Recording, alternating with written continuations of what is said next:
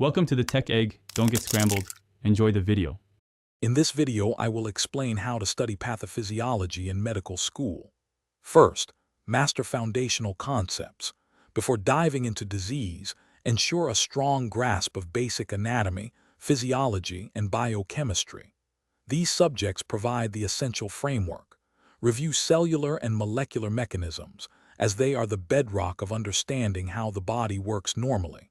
This foundational knowledge is crucial for comprehending disease processes later on. Next, embrace active learning and integration. Don't just passively read, actively recall information by quizzing yourself often. Create concept maps to visually link different diseases and body systems, seeing the bigger picture. It's also vital to integrate pathology with pharmacology, understanding how treatments target specific disease mechanisms. Discussing cases with classmates can further solidify your knowledge and reveal new perspectives. Third, focus on clinical application. This is where your knowledge truly comes alive. Apply pathophysiological principles to clinical case scenarios, understanding how a patient's symptoms and signs directly reflect the underlying disease process. Practice interpreting laboratory results and medical imaging studies, connecting them to the disease.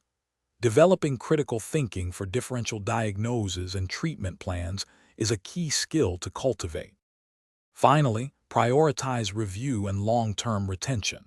Utilize spaced repetition techniques, which involve revisiting material at increasing intervals, to embed knowledge deeply.